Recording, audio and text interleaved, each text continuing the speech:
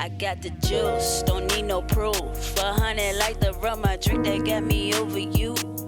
And all your nonsense we all subject to. I found my lane and mind my business like I'm supposed to do.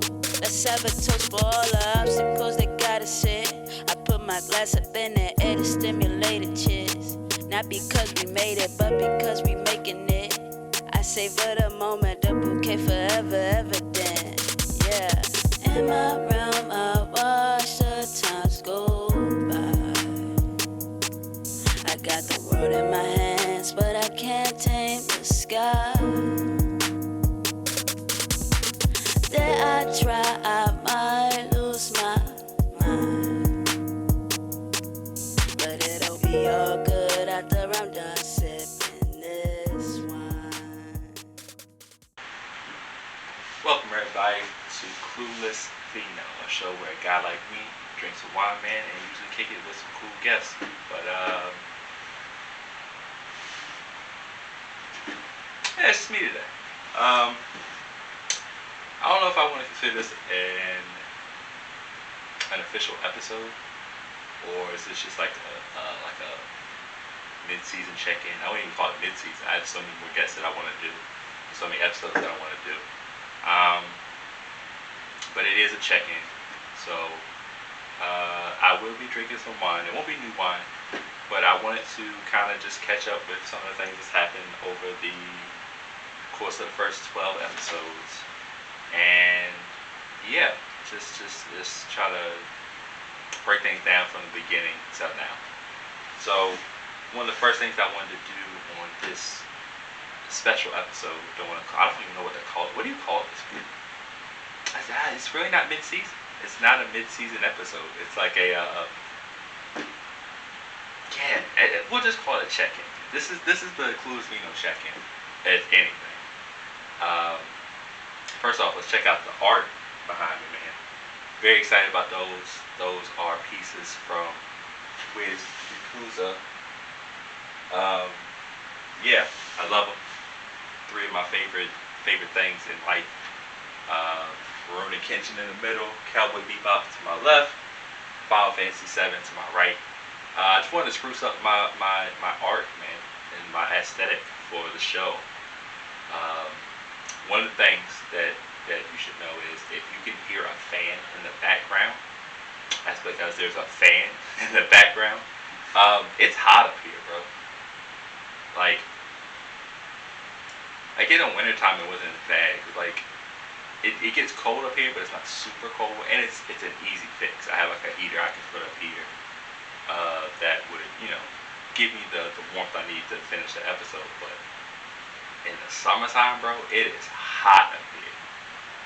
So I'm definitely gonna have to figure something out. So if you know a portable AC that you use, or something I can use to help with the venting up here, definitely contact me, because this is bad, bro. Oh my gosh, it's like a sauna here.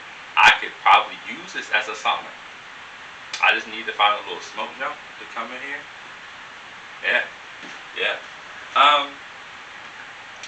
But one of the first things I want to talk to you today, or bring to your attention, is one of the things that we do here at Clueless Vino, obviously, is we rate our wines.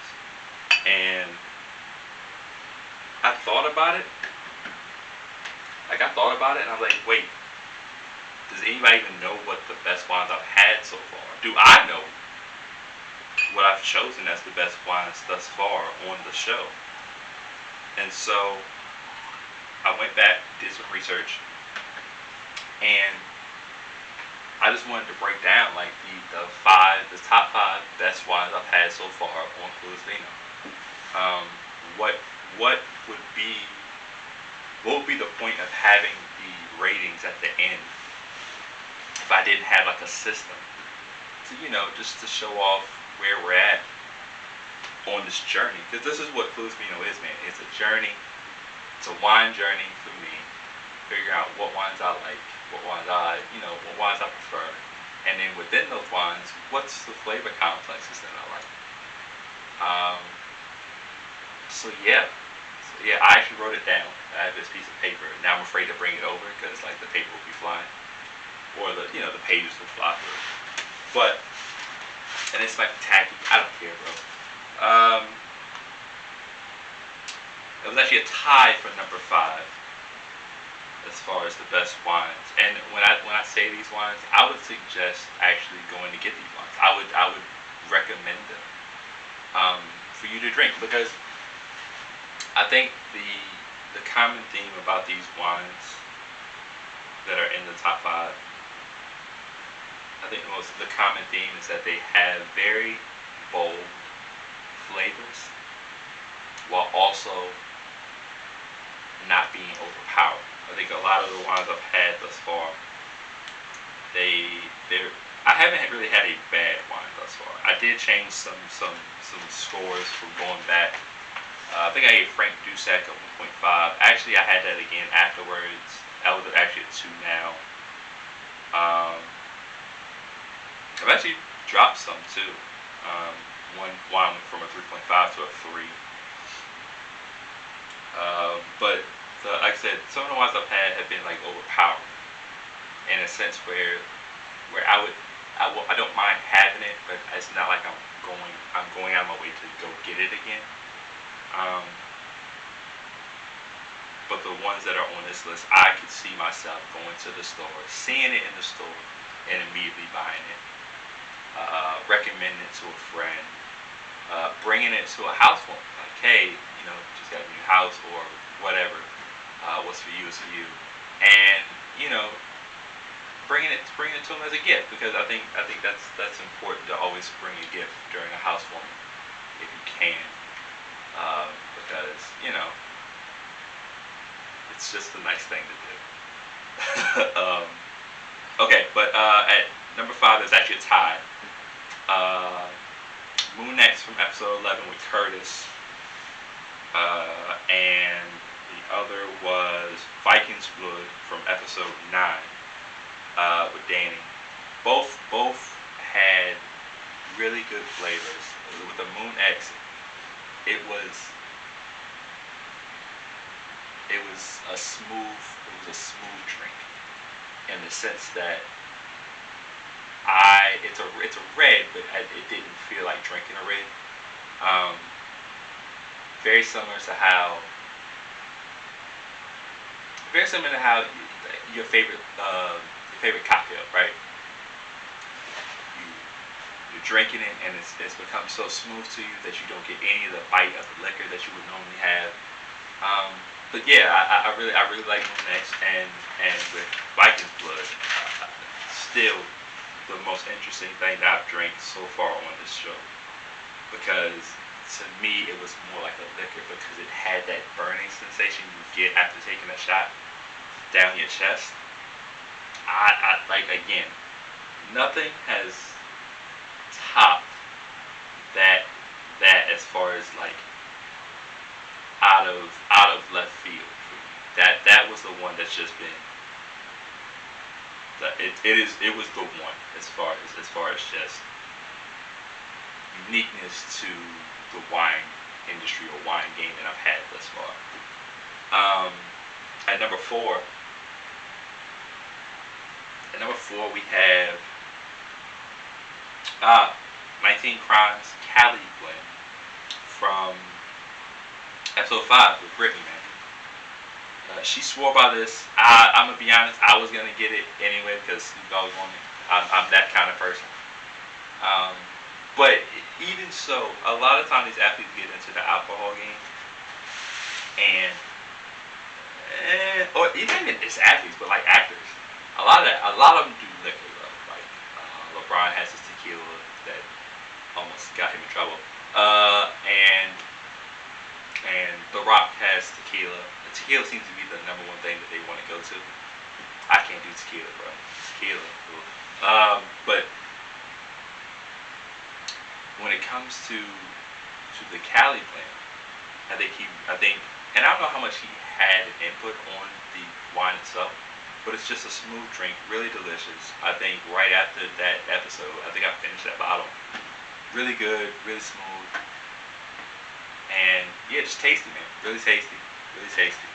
At number 3, we had, I'm saying La Ana. At number 3, there was Actually, it's right here on the table. Chaucer Mead. Chaucer Mead was again with episode 9 with Danny. Another one of those unique ones. I've never heard of me before then. And I think the best thing about it is just that the honey flavor just shine through this drink, and we still don't know how much better this can be because there's still multiple ways you can drink it. I want to spice it or make it a hot drink, but it's like 90 degrees outside currently, and be probably hotter up here, so that won't be happening anytime soon. But when the winter comes back around, I'm gonna get this, and I'm gonna see if I can make a good drink with this, man. Also, for those who don't have or who have gluten problems, gluten free. So definitely be on the lookout for Chaucer Mead, man. Number 2, we had Kaleidoscope Red Blend. What I'm drinking right now. I'm gonna be honest, the label was really what got me to buy it. Really funkadelic, very 70s disco vibe. But the drink itself, good taste, very fruity, but again, not overpowering. It's one of those wines where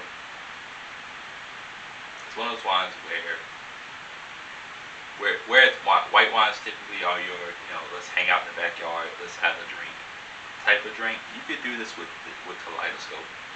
I really do think you can do it with Kaleidoscope because it's that refreshing. But number 1 on the list, Kaleidoscope was also from episode. I want to tell you that was episode 7. Yes, episode 7. Episode 7 with Cassie, where we discussed a lot of Final Fantasy stuff. Oh man, we had a blast on that one. But number 1 is actually from episode 2, and it's the Max. Ooh, wow, I did not spell that right. The Maxim Riesling. I'll try to have the bottles up for you guys when I post this. But that Riesling, man, it was delicious. Keen said it best. Keen said this is one of those bottles where I might leave from here and go get another bottle tonight. It was that good. So crisp, so refreshing. No bite. It's just straight delicious, man. It's one of those things where I couldn't believe that. I couldn't believe that it was because he said it wasn't an expensive bottle. That's the thing. I forgot how much he said it was. It wasn't an expensive bottle, but it was so easily accessible and that good. One of the things I do want to try to do in the future is just try to compare like prices with stuff. Like try to get two same type of wines, different prices, and see if the price makes a difference. I'm starting to think in the liquor game, it does. We've all been there. College, where whatever age we are, and we don't have all this money. We're not working for real. Not most of us are. And so we're going for the bottom 2 shelves. At least in the first 2 years of school. And we're just trying to make it through. We want drink, so we get drink. As we get older, we realize, these top 2 shelves are a little bit better for us in the long run as far as taste. So I'm wondering if wine has the same effect and it's the same type of structure when it comes to paying more for better wine. I want to get more aged wine too.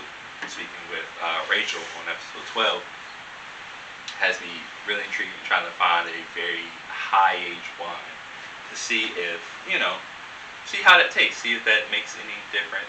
Well, I know it makes a difference because I've seen it way too often. And yeah, I'm really interested in seeing how that goes, man. But yeah, so I'm hoping as I continue to get these episodes out, we can keep updating the list. I'll probably try to have a some type of thing during the episode or like attached to like one of the Instagram posts, just to keep you updated on what the top five best are. Have anything changed? Anything drop off? Have I had a second opinion on an older one? We'll see. All these things are possible. I think these wines are the wines I've had so far are really good. I haven't hated a wine yet, except the one from that I had at Cooper's Hall, the dessert wine. That one was fun.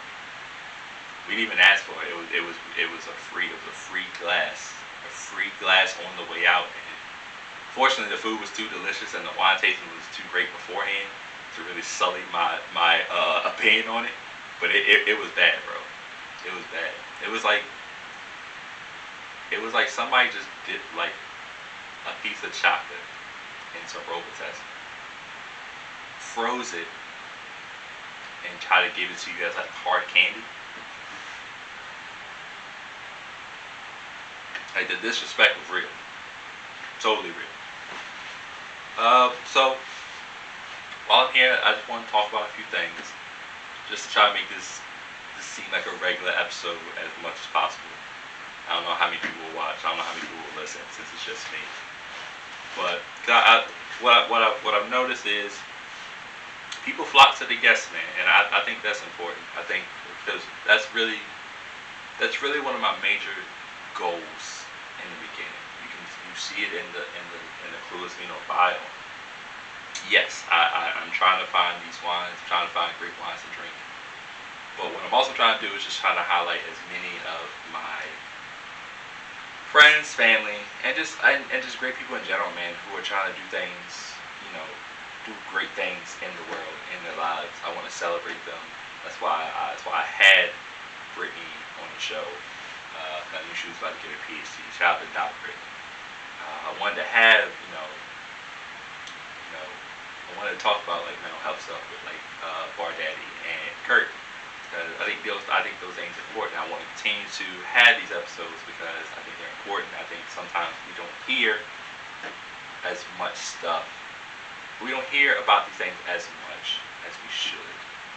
And if we do, sometimes it can feel like it's being forced down or forced on us, right? But sometimes it's just cool to just kick it and talk about it because it's a little bit more easy to grasp and easy to absorb the information if it's from somebody that you know or somebody that's going through the same thing as you. It's kind of hard. I get it. The athletes and the celebrities, they go through these same things, but it's kind of hard. At least for me, it's kind of hard to hear from them at times because it's like, you think it's just natural sometimes to think, hey, you have all this money, why you're able to get these expensive therapy sessions or expensive like solutions that you say you use to help you with that, and or sometimes it feels like it's like a cash grab. Sadly, you see it too often with these companies. Just for example, when all this stuff was happening in 2020 with the protests and stuff, man, a lot of the companies were like in a rush to make like commercials and like branding stuff for this, but then you like never hear from them in the end, or the action is. For me, I prefer companies to be proactive rather than reactive.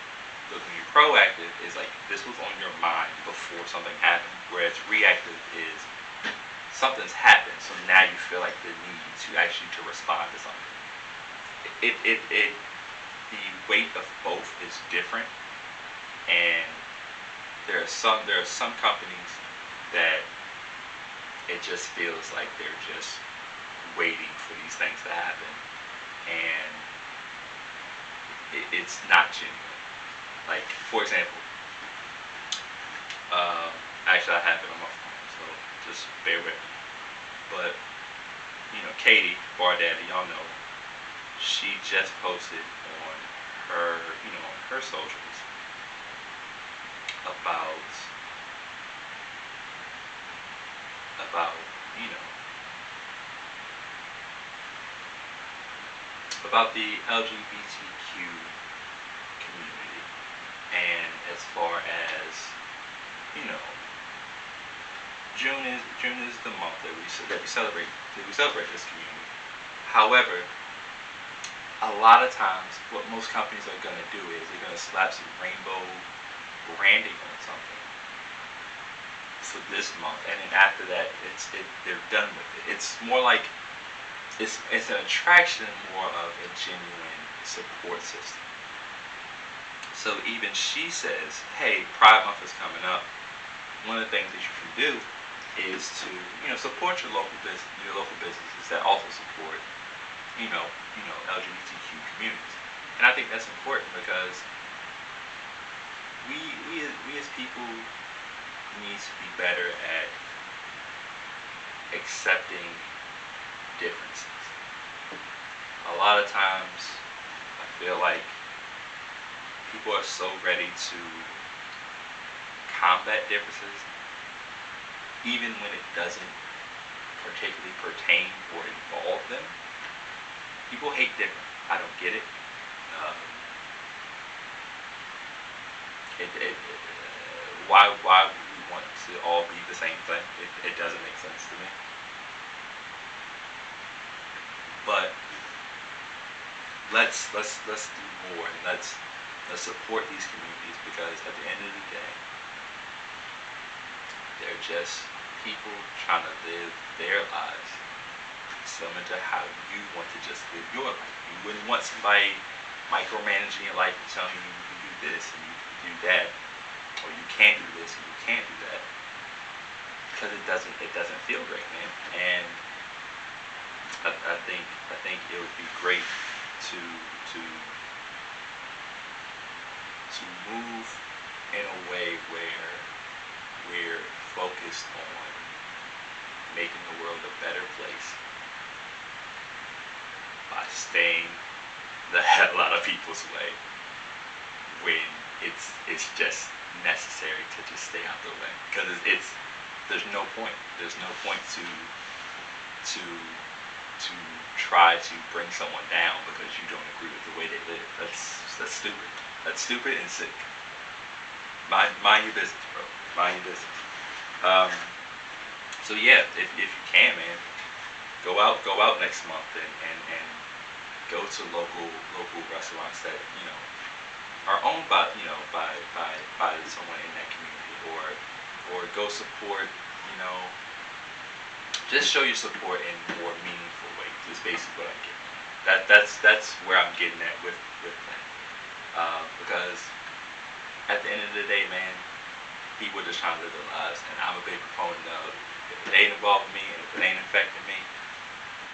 Just to circle back to the list, the cocktails that bartended me were very delicious, and if they were actual wines, they would definitely be very high on the list, probably in the top 5 for sure. But obviously they're not wines, they're like cocktails, so it's kind of like a different.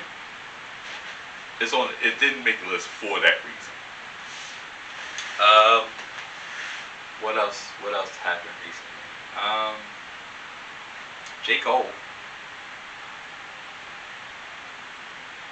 simultaneously did a cool thing and a weird thing at the same time, and I'm conflicted on one of them. First of all, he dropped an amazing album, off season. As someone who enjoys lyricists and enjoys like good wordplay, someone who's written like three very different poetry collections. This spoke to me, man. I was really excited to hear it, and he's rapping his tail off, and it's one of those things where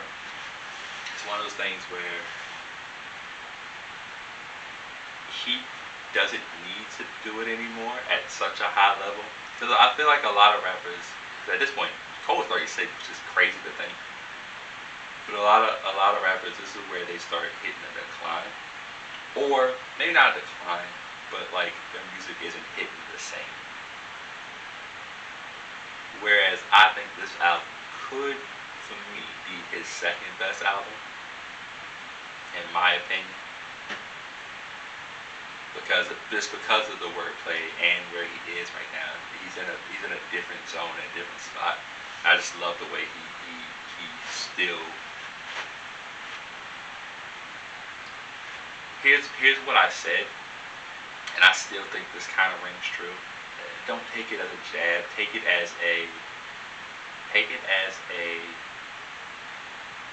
it with a grain of salt, because it's similar to what I've heard throughout the years. One of the things that people say about Drake, right, is that they want Drake to do a rap album where he's rapping, doing his rappity rap bars, and that's really what they want. They don't want the crooning, they don't want the IG captions, they just want him to rap.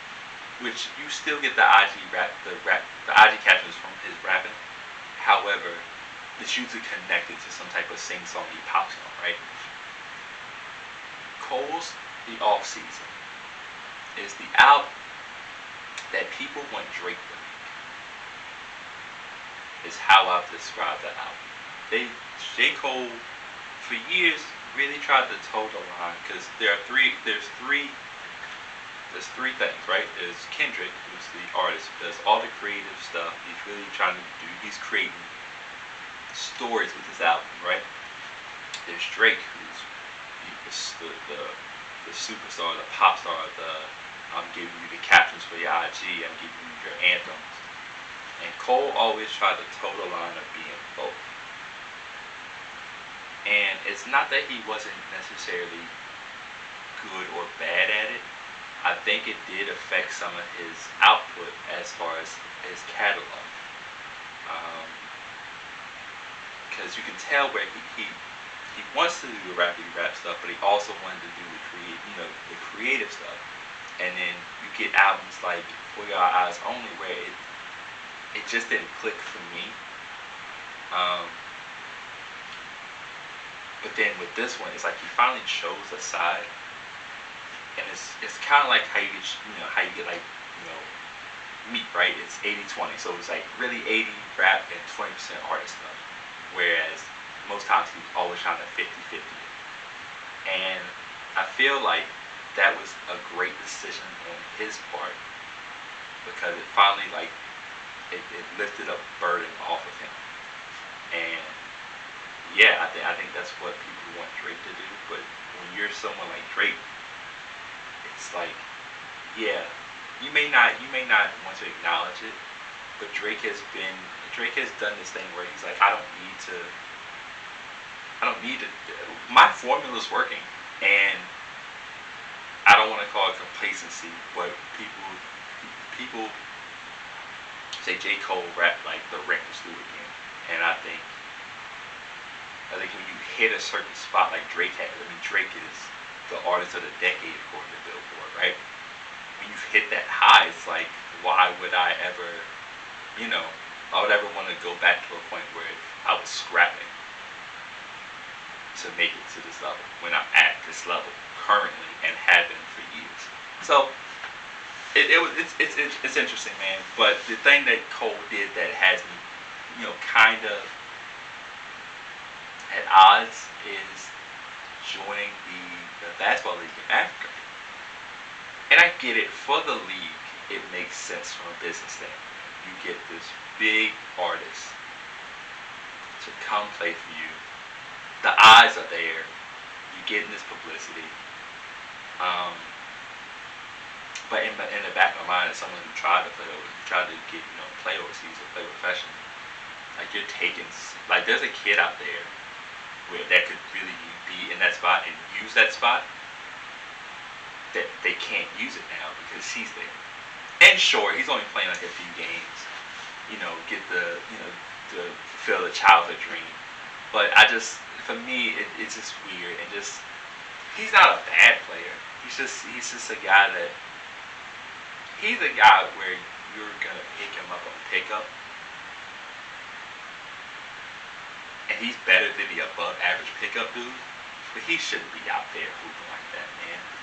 it's definitely different. I got a buddy that plays overseas, man. Troy, shout out to Troy. Um, it's a grind over there, man. And I just, for me, I get you wanting to complete your goal as a child dude. But I'm a big dude about if I say I'm gonna do something, I'm gonna do it regardless, even if it takes forever. So I get it, and I applaud him for that. But I just hope that it doesn't.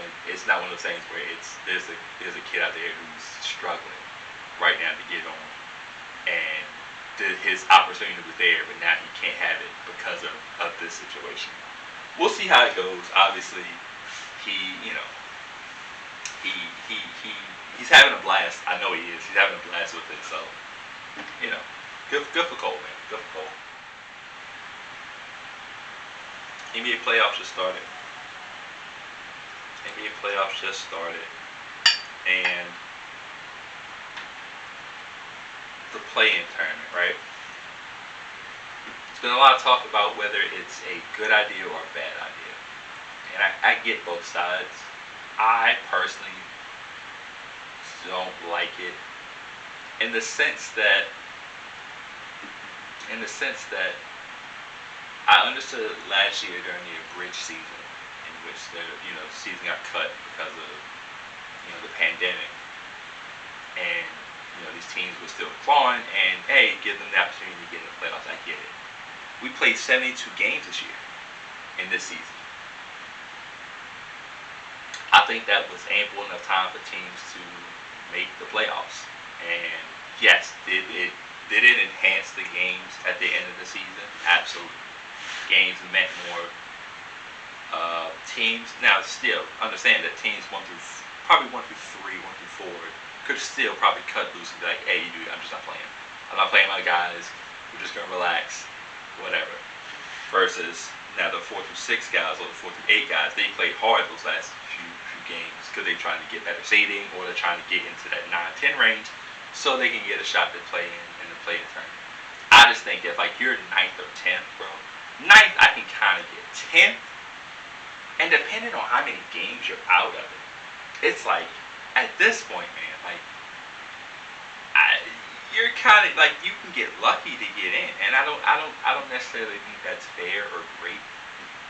Um, but they were fun games. Like the Lakers Golden State game was really fun, really fun. Came down basically to the wire. Um, we got to see Ja and Steph go at it. Went to overtime, so yeah, I mean, good stuff. Good stuff. Now the Washington game was a blowout. After the Indiana game, Charlotte game was a blowout. So there's still some levels to this, man. Because like, yeah, if Indiana beat Charlotte, right, that's fine, and they got blown out. But then they get blown out by Washington. Shout out to Washington too. Westbrook, put some respect on his name, man. He said he was going to bring the team to the playoffs, and he did it. I mean, they're going to get destroyed, I think. That's not the point. The point is he did what he said he was going to do. But yeah, the playing's just weird. It's interesting to me. It's one of those things where it's like, I get it, but maybe let's not. Let's just not. Let's go back to just doing 1 through 8. Now, I would love to see. Let's just do the season 1 through 16, because a lot of times teams are getting this at a more favorable road, depending on where they seed and where they match up.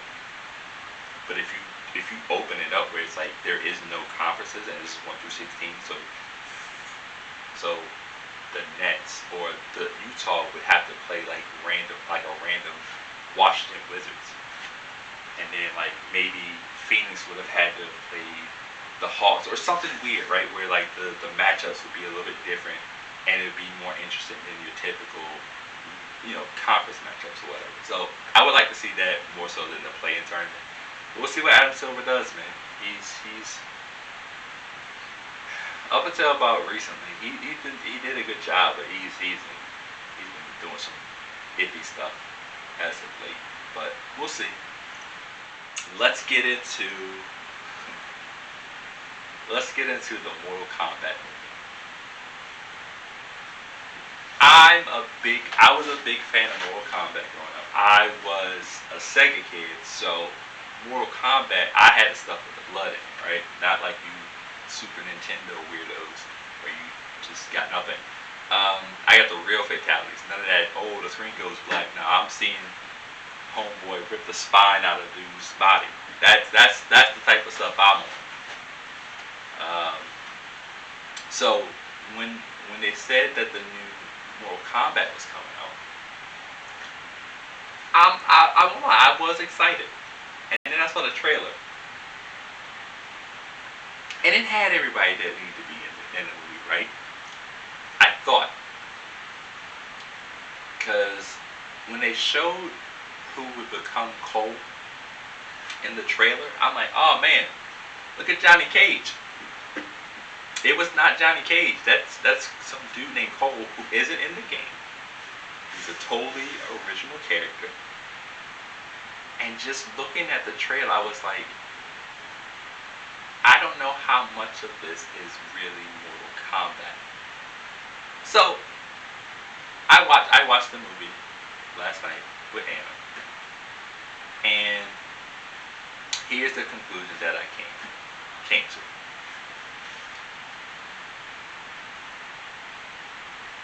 Mortal Kombat 2021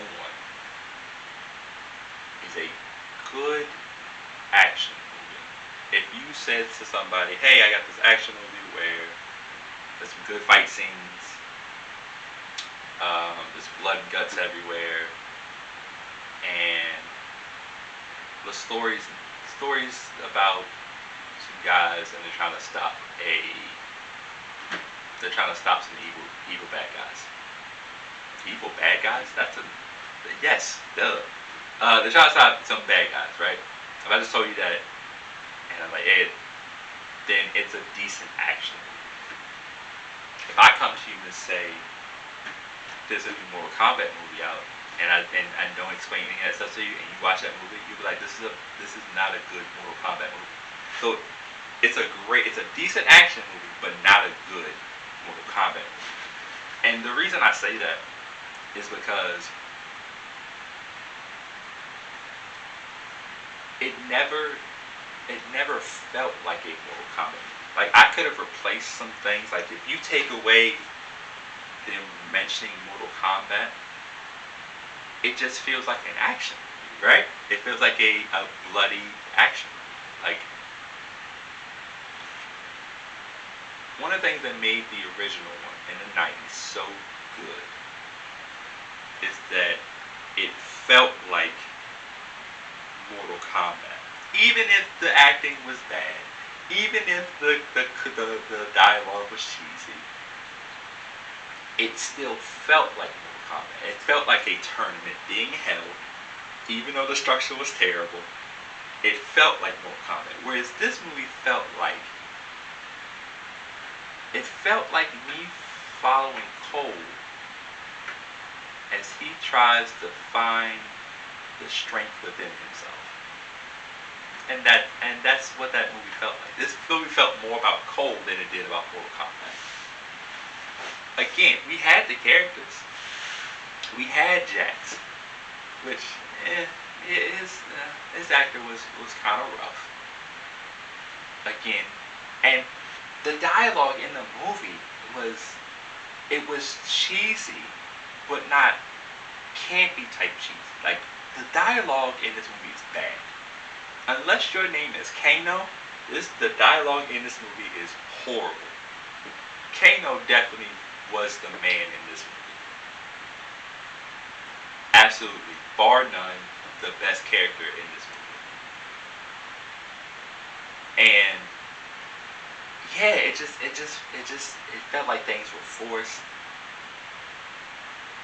Like the lady who plays Sonya Blade, God bless her, it didn't hit for me, man. The dude playing Liu Kang was cool. He was good, but like, when you got the 90s Liu Kang was the man. The 90s Shang, like the dude plays Shang Tsung in this movie. Oh my god. I'm like, bro, I don't feel it. I don't feel like my soul is yours, bro. Like I don't feel the fear that I should be fearing from you. Shang Tsung from 90s? You said you weak, pathetic fool? Come on, man. What? What? And then you gonna have a movie without Johnny Cage? Sure. For those who don't know, clearly he's gonna be around. But it's like, how you gonna have a movie without Johnny Cage, bro? Like, I get it. Put Jax in the movie. Jax wasn't an interesting character. First of all, I did 6 tours, mother. Like, bro, I don't care about that. When I can freeze your arms off, what are you talking about? What are you talking about? Scorpion and Sub-Zero were cool. I love them. I love them. I will say, Reptile's fight wasn't nearly as good as the original 90s one, because that might be the best fight in the 90s one, is Liu Kang versus Reptile. That fight is amazing. I might actually go watch a movie tonight, actually, just because of this conversation. But yeah, like, if you go in not trying to compare it to the 90s movie, I think you'll have a decent time. You'll have a very decent time. But for someone like me who understands the Mortal Kombat lore and the setting of the movie and love the 90s movie, the first one, not Annihilation. We don't talk about Annihilation. But the first Mortal Kombat movie, it's just hard to get over the fact that there's a disconnect somewhere. But yeah, don't take my word for it. I actually want to bring Anna in here, and I want to see how she felt about the movie. Because I haven't discussed it with her. We watched it together, but we really didn't discuss it. I just want to see how she feels about the movie itself. Not because I don't think she understands the Mortal Kombat lore or anything. So let's just see. We'll take a break. Be right back. Don't go nowhere. You can't, because this isn't live. You get the idea. So I was just talking to the people about the Mortal Kombat movie. Okay. So I told them that we watched it together. We did. And I gave them my opinion on the movie, and I just want to compare, obviously.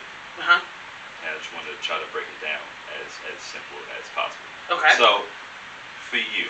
For me. Did you ever play Mortal Kombat video game? I feel like I did, but I don't know that I could. Like, you knew all the characters as they were coming. I could never have done all that. Okay. So, I feel it was a familiar video game.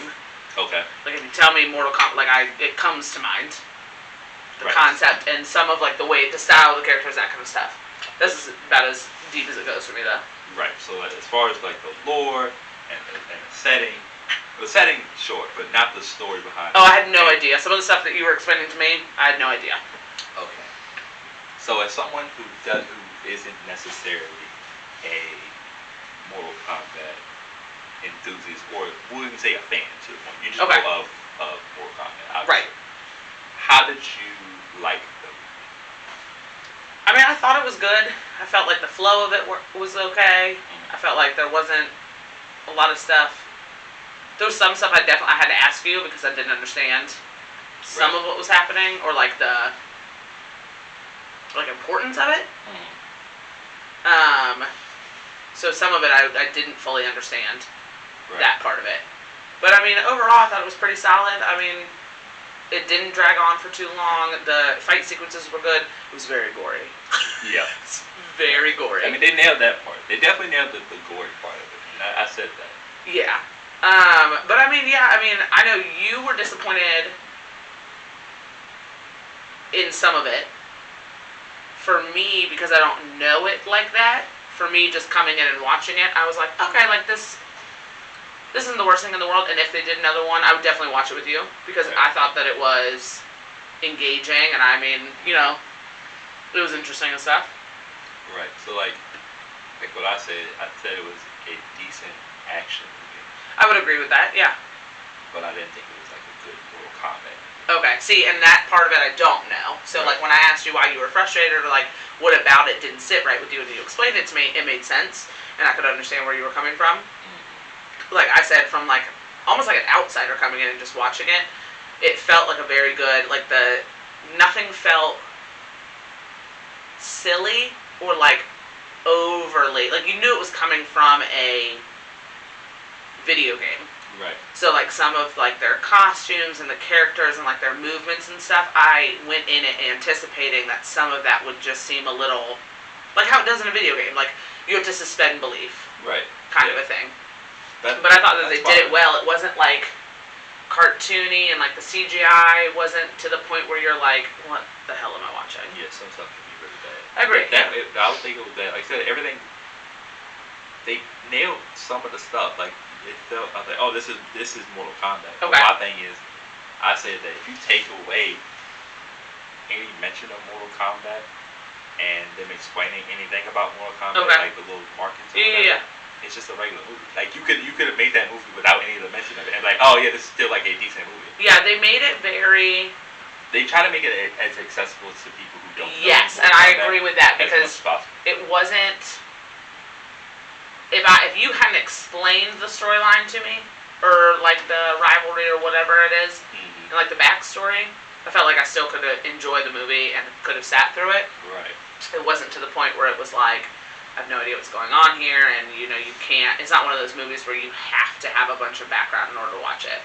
And the way that they chose to approach it with creating this character and using him to tell this story and like following him, and you're supposed to have this like, I don't actually know if you were supposed to be like super invested in what happened to him and his family because I don't really care. It was just kind of like, It's about Cole. Yeah.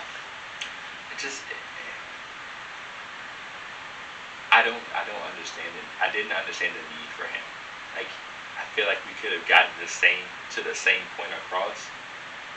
We could have got the same point across without him. Yeah, I was. Like they went forced back. the extended thing on me. I was like, yes, and the time span on it didn't make sense to me either because so you're telling me that in 4,000 years since he first attacked him. Those 4,000 years, and there's been however many tournaments that have happened, no one else from his bloodline was worthy. There was nobody else that came up.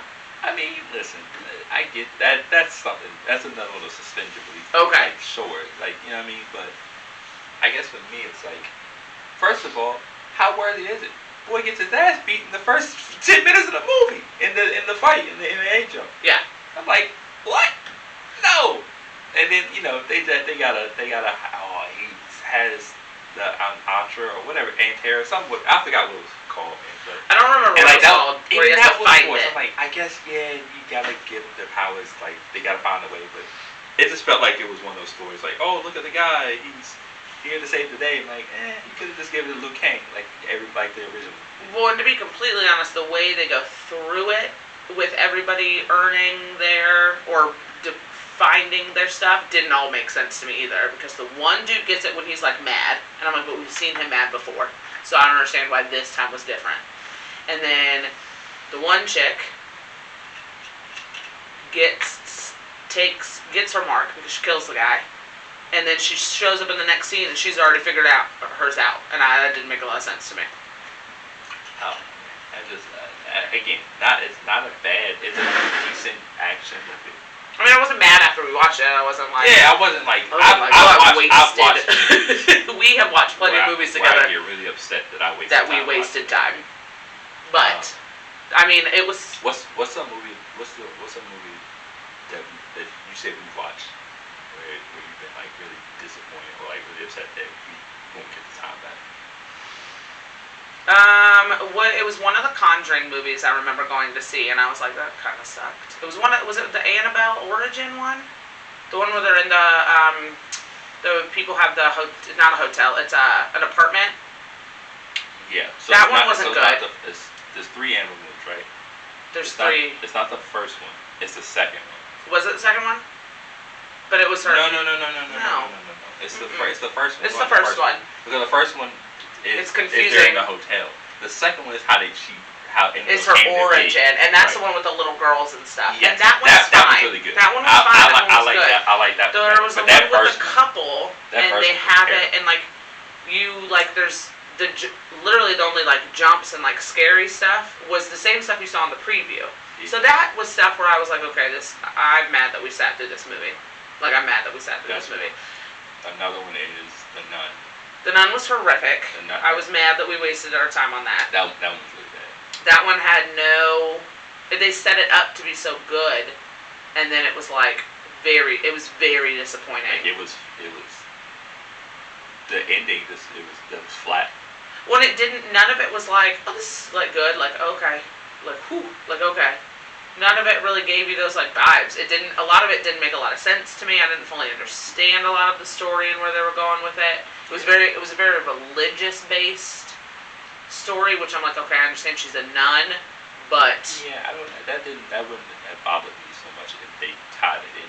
But they didn't tie it in. I think some movies do a good job of tying like, oh, this religious aspect, but and then it's still a good movie. But that one wasn't good. I wasn't happy about that one. No. So those are some movies that first come to mind where I'm like, yeah, I wouldn't watch them again. Yeah. Did we watch The Happening together? We did watch that. That's high up there for me because in the trailers they got people jumping off roofs and stuff, and I'm like, okay, this movie's about to be crazy. And then just to tell me that your neighborhood plant did it. Yeah, because that's that one with Mark Wahlberg. Yeah, we watched that one. There was that one, and then what was the other one we watched where the guy kills his family and then they're saved 2 seconds later? Oh, The Mist. I didn't think that was a bad movie. I don't think it was a bad movie, but I'm like, it was like. Still, there's quite a few of those that like we watched the first time, one time, and I'm like, okay, I wouldn't go back and watch this again. Right. Yeah. But I just feel like there's a few movies like that. Yeah, but this was not one of those. No, this was one of those ones where I was like, okay, like I feel okay. Yeah, I didn't feel like I wasted my Saturday night. No, I felt like it was fine. The other part of that too might be, and I think that this might play into it, is we didn't have to go anywhere or pay money for it. I love this new setup they have as far as because I will say that is part of like when you get like frustrated and disappointed in a movie. I will say that that's part of it. Is I literally just wasted not only 2 hours of my life, but also money. But all this money. Also money. I mean, not even the crack that is movie popcorn and nachos could salvage some movie. I agree with that. Yes, because there are times when we've gone to the movie and I'm like, we really just wasted. Like, we had a Dante-free night, and we decided we were going to go to a movie, and, date night it up. Yeah. And now it felt wasted. Yeah. So, I don't know how, I still don't think I would have been disappointed if we'd gone and seen it in the theater. I don't think so. I would still have this exact same critique. Yeah. I think, I'm not going to say people hype the result of this movie. I will say that it sounds like to me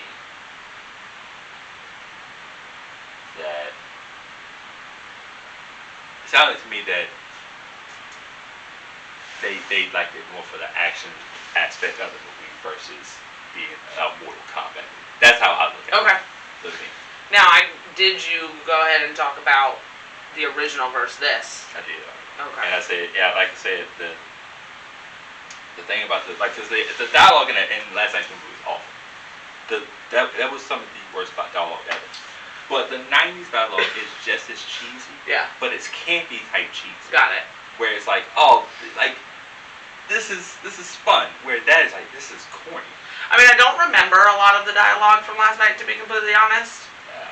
Until we got to like those classic lines that you were waiting for, where he's like, "Get over here," and you're like, "Yes, hey!" Yeah, you get that. Yeah, he said it. Yeah, he said it. We got it. Yeah. Oh my God, they said Mortal Kombat. We could have made a drinking game out of how many times they used that. We used the term Mortal Kombat. Yeah. Because she, especially, what's her name? Blade. Sonya Blade. She talks about it a lot. Like she talks about it a lot. Like, oh yeah, Mortal Kombat. Like. Yeah. I don't know. Like I said, it wasn't terrible, but it was kind of. Yeah, and I don't know how much you're supposed to be invested in the champions from Earth, because I will say I don't think that they did a very good job of making me like those characters. Yeah, like I'm gonna be honest, man. I did like Sub-Zero, really, really great. But like, if you in the 90s movie, they made you like, I feel like you like the Earth's characters better. Okay. I feel like I'm supposed to be invested because we live on Earth, and I don't want my soul getting sucked. That was creepy. Right. It was no bueno. But it's just like. But like she was annoying. I didn't find her fun. No, I didn't. The only one I felt bad for was what's his name with the metal arms? Oh, Jack. I feel bad for me. When he tries to but then again I also didn't understand.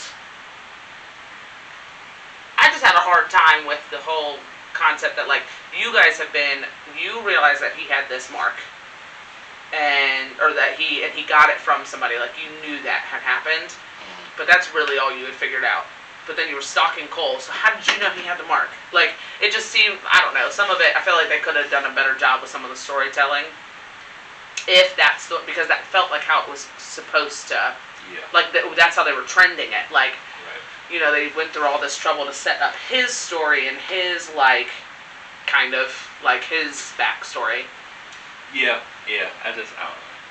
Again, decent movie. Just, it could have been a decent movie without the Mortal Kombat standpoint. That's all. Right. That's all. It'll be interesting to see how they do the next one. Well, Johnny Cage will be in the next one, so casting was also an issue with me. I didn't like most of the casting. But because it wasn't true to the story? No, just I didn't like the people who played the people. That's it. Shang Tsung did nothing for me. I was like, I don't really I'm not scared of you. He wasn't scary. Like the original guy. I thought he was supposed to be a bigger presence. He didn't feel like it, right? No, he was a little. He just felt like it. The only thing scary about him was that his eyes were all black. It's like, buddy. And then he sucked someone's soul. That's it. But that was it. But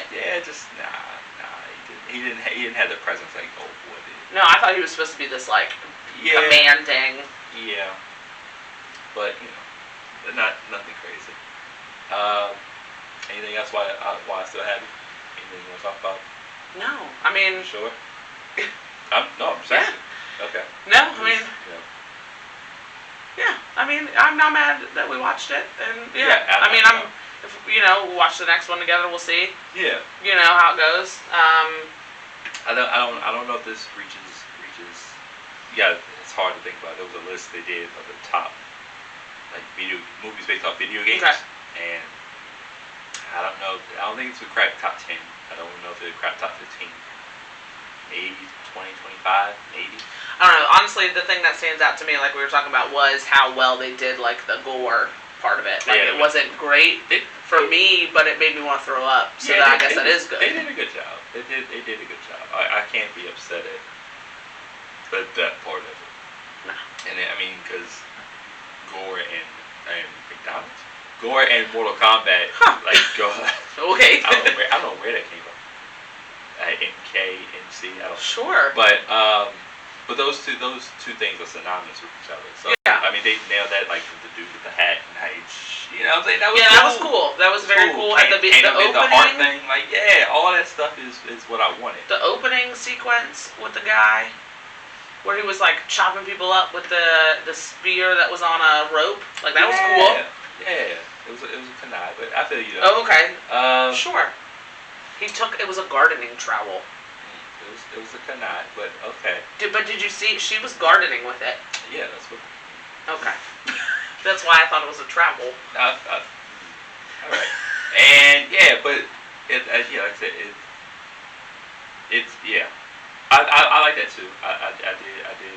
It was action scenes were cool, man. I like good action scenes. I just didn't think that the movie not deserved, but I don't think it didn't. It could have not had the Mortal Kombat logo, right? And it would have still been a decent. That's all I'm saying.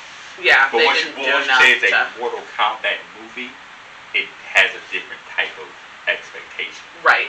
Well, especially when you're creating characters. When you told me that he's not even in the game, nowhere near. I'm like, that doesn't make any sense then. That he is the forerunner of this movie. I don't like that.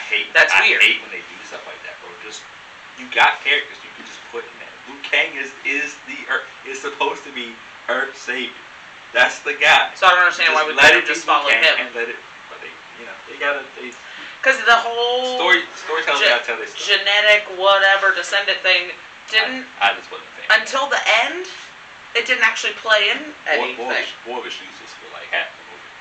Well, and then his abilities weren't the same as what his descendants were. I don't think that doesn't bother me as much. I mean, he got the little armor suit or something with the little cufflinks that had like spikes on. I mean, that's cool. But I was like, this kind of looks like Baraka, because Baraka got the jump. For people who know, he got the jumps with the blade. So it was just weird for me, bro. That's all. We didn't get to see Katana in the movie. Like, what kind of crap is that, man? No Katana, no Johnny Cage. I don't know, man. That's just me. That's just me. Yeah, whatever. Thanks. You're welcome. You're dismissed. What's next for Clueless Vino? Well, I'm gonna be honest, guys. I really didn't think I would make it to 10 episodes. Here we are at, actually, this is 13. So, I kind of want to just do something fun and something cool for people that have been following. Hopefully, people will follow later. So, I'm actually going to do like a giveaway. And the way we're going to do it is we're going to have it where I'll have 12 to 13, probably 13, probably 12 on a tiebreaker question. Questions about the episodes thus far. So you're really going to have to either go back and listen. You're going to have to, if you've already listened, you're going to have to actually try to retrieve some of that knowledge left in that brain of yours. And then, yeah, we'll set it up where you'll send the question and answers to me. I think I'll have the official video, the official rules up at some point. I'm still waiting on some collaboration stuff that I want to do. Waiting on a call, actually. Hopefully I get that call. If not, I'll figure something out. But the way I want to do it is I want to have it where you need to be subscribed to the channel. That would be a follower of Clueless Vino on Instagram. Send me proof that you've done that part. And then, your answers to the questions. And if you are chosen or if you've won the prize, you get a prize from me, Clueless Vino himself. And yeah, man, just as a thank you to, following along and following the journey, man. Because here we are at 13 episodes, and I definitely want to make it to another 13, and after that another 13. But yeah, I can't thank y'all enough, man. I really appreciate everybody who has followed the journey thus far. Shout out to just so many people: Michelle, Jamie, all the guests that I've had thus far. Danny, King, Bar Daddy, Hannah, Brittany, Kurt, Dante, Cassie, Adam, Casey. Is that everybody? No, that ain't everybody. Is it everybody? It might be. I feel bad about the person I left off. Let me see if I can rack them up in order right now. Hannah, King, Adam, Casey, Brittany. It's this one. Oh, it's this one. Who is... I have to look back here. Who is number 6? Oh, Jamie. I said Jamie. So Jamie, Cassie, Bar Daddy herself, Danny, number 10 was Dante, and then Kurt, and then Rachel. So shout out to everybody who's been on the show. Shout out to all the people who have supported thus far. Really appreciate all you guys, man. Especially people who give me feedback. Continue to give me feedback, guys. Continue to feedback. Comment on videos. Comment. Send me stuff. Let me know what I can do better. Let me know what you want to hear. Let me know who you want to see. Because the more I can do that, the more I can put out a better product for you guys. And yeah, man. Yeah. I got some people lined up coming up, man. I did a reach out just to see who might be interested, and there's a lot of potential great episodes in there. I want to get a few of my old basketball associates in here, because those would be great episodes. And I'm gonna start trying to reach out to some people that I don't necessarily know as well, man. Just try to broaden my not interview skills, but my sociable skills. so I can make it even better, right? But yeah, we'll definitely get in on that, right? We'll definitely get in on that. And be sure to watch my other stuff, man. Watch what I do. I'm actually gonna post one of those very soon. I'll probably be up before I do this episode. I did one on Doug. I recently did one on. Well, you'll see when it get out. Check out What I Do, man. Those are fun. Those are just stuff I do on the side. But I'm always thinking of new ideas, so let's just watch those when you get a chance. Yeah, I think that's it, man. I think that's enough for today. I think that's enough for today. Is it? Is there something else that I wanted to talk about? Let me think. Nah. I think that's enough for today, man. But obviously, continue to support Clueless Vino. Be sure to like any post that you see. Share the post, people. Share. There might be somebody that I don't know that loves wine videos, that loves people talking and chatting about different subjects, or just likes to see my face and hear my voice. I don't know why, but maybe they do. Be sure to comment anytime you get a chance. If you want to be a guest, reach out, man. Can't hurt to ask. If I can make it work, we can make it work. Be sure to subscribe to the channel. Be sure to follow me on Clueless Vino, Instagram. What else, man? Just continue to be there for me, man, because we're gonna take this as far as we can. We'll take this as far as we can, repping so many things, man. If you got clothes things, man, send them to me. If you do bandanas, if you got custom bandanas, man, hit me up. You know I wear bandanas, man. If you got beanies that you make, give me a beanie. I'll wear anything, man.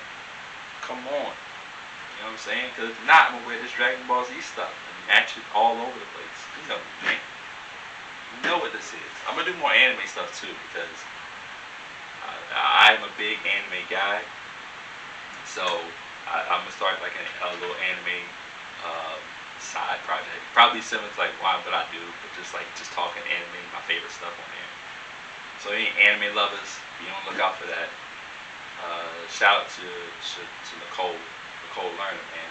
Make sure y'all go watch the Not So Late Show with Cole on Twitch Sundays at 9 p.m. Those are fun. Those are amazing. And she's the opening for every Clueless Vino. She does the song for that. I actually need to do a video intro for that, so I can put these in front of the YouTube video. Definitely gonna have her on the show at some point. We're gonna make that work. I also do Zoom now, guys, so I can make Zoom episodes work. I bought an attachment so I can use this speaker for those episodes, so it sounds a little bit clear on my end. Oh man, I'm just trying to make sure I'm hitting everything that I need to hit before I dip out on y'all. I'm not trying to make this a long episode, Yeah, just like I said, man, just continue to support me, bro. That's all. Help me, help you. We can collab, we can do that. We can do anything together. Shout out to my brother Tony. Another episode that we're absolutely doing. If you want to eat some shore, make sure you use Wave Riders. If you need any type of transportation, or you want to get some orders in, pick up orders, they'll take it right to you. Him and Jaheem, shout out to Jaheem as well. Shout out to my favorite podcast, man, Cold Soul Podcast, Inspired Podcast, 224 The Basic Podcast. So many good podcasts, man. I'm out here trying to be like you guys. Trying to be like you guys and make it and make this podcast game a little bit more wide friendly, you feel me? But yeah, most importantly, people, don't forget, drink up.